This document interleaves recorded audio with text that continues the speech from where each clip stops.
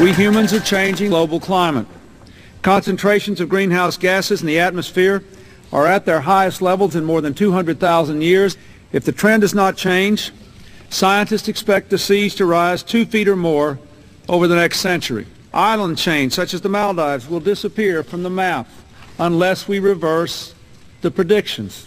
Thank you very much.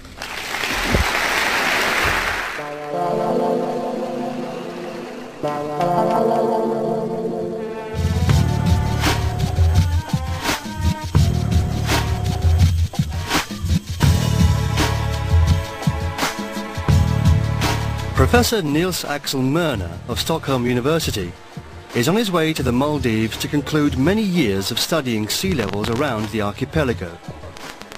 He is the president of an international commission on sea level changes and coastal evolution, and he and his team made a discovery shedding new light on the future of the Maldives.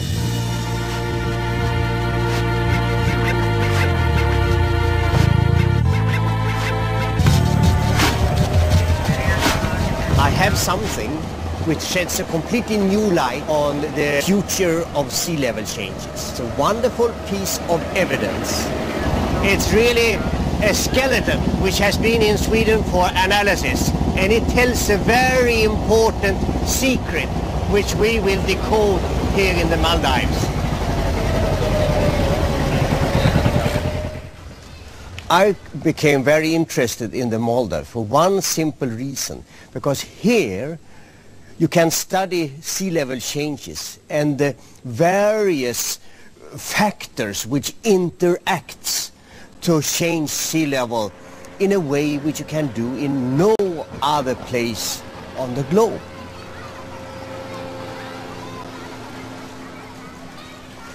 The IPCC report had a chapter on sea level changes. In their writing, they say that low-lying areas like the Maldives, specifying the Maldives, will be subjected to a future flooding, and they will disappear from the surface of the earth within 50 years or at the most 100 years.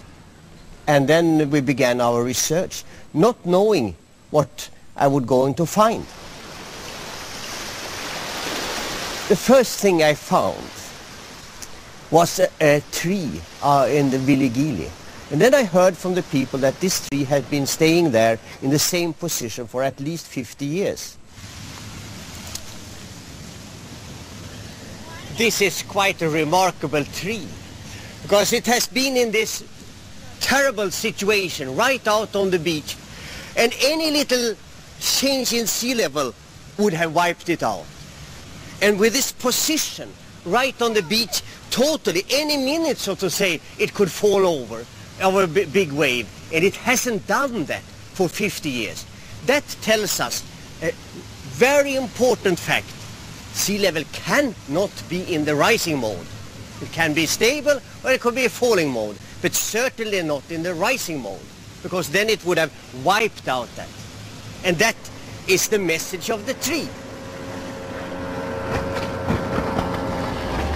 On the evidence of where the skeleton was found, and from carbon-14 dating, the sea level at the time the woman lived may now be reliably ascertained. The reef woman was embedded in a beach sand at about same sea level as today's sea level. And that was 1,200 years ago.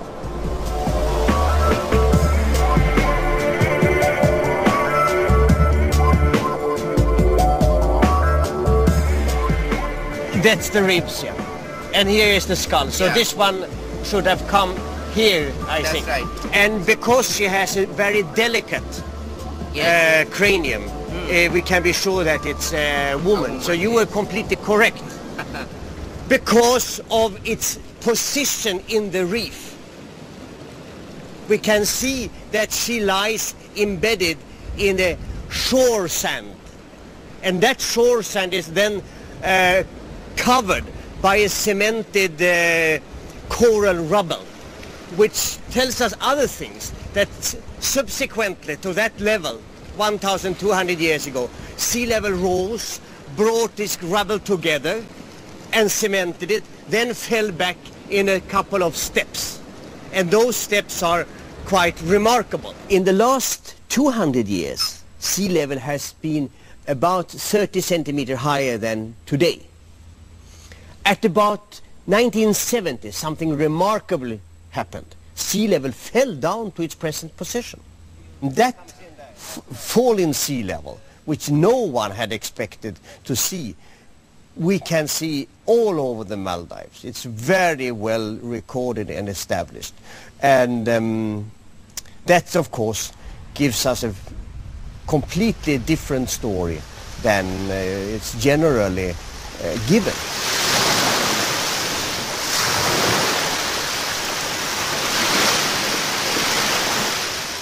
Here we are at the top of the present-day wave action. They deposit these coral fragments, and they are white because they are rounded by the waves of today. The other level, the gray level, is the top of the waves at the previous time. So that means a difference in height means evidence, real evidence that sea level has gone down. It has not gone up. So the sea level around the Maldives is not rising.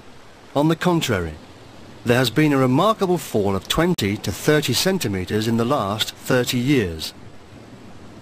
The conclusion of Nicholas Murner's observations may be that archipelagos like the Maldives will not be inundated after all.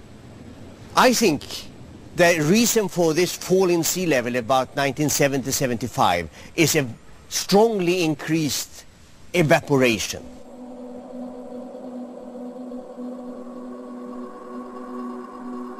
The Indian Ocean is very warm, and the evaporation is exceptionally strong.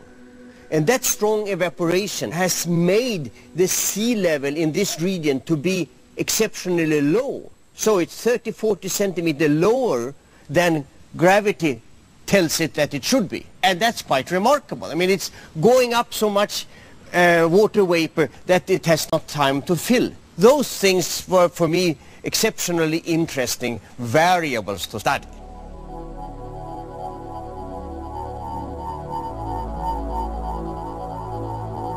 Evaporation from the oceans may actually ward off any future rises in sea level. Evaporation from the tropical oceans to the atmosphere moves the enormous volumes of water to other locations like the poles, where it falls as snow.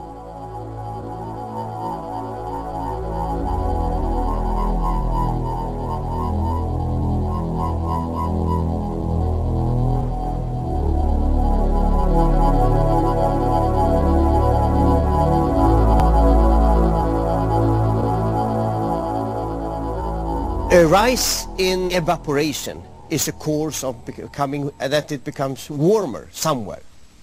That's interesting. And it means if it gets more evaporation here over the Indian Ocean, somewhere else it can get more precipitation. But you cannot have increased precipitation somewhere if you don't have increased evaporation somewhere else. And that is the balance of the globe.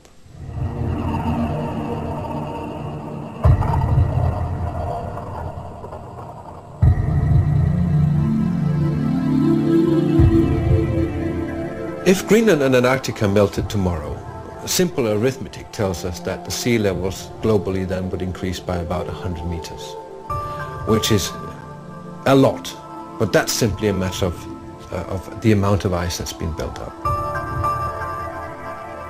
But it will not do that over 1 year. It will take about 2,000–3,000 years for it to do so, so it's a slow process. But then if we go to the question of the biggest piece of ice in the world, East Antarctica, which equivalates something like 80 meters of sea level rise, will this melt in the future? The answer is definitely no. The average temperature in East Antarctica is so much below zero that even if we got a greenhouse effect, say, an enhanced greenhouse effect that would equivalent 10 degrees change on average, it would not melt the East Antarctic ice sheet because it's so cold. What it would do instead would make the ice grow, and it would make the ice grow simply because when the Earth gets that much warmer, there'll be so much more humidity in the atmosphere, and that will increase the snowfall in Antarctica significantly. So therefore, it sounds like a contradiction, but if we get a warmer climate, East Antarctica will grow. The warmth of the tropical ocean generates enormous amounts of water vapor, which is distributed to the rest of the world and falls as rain or snow.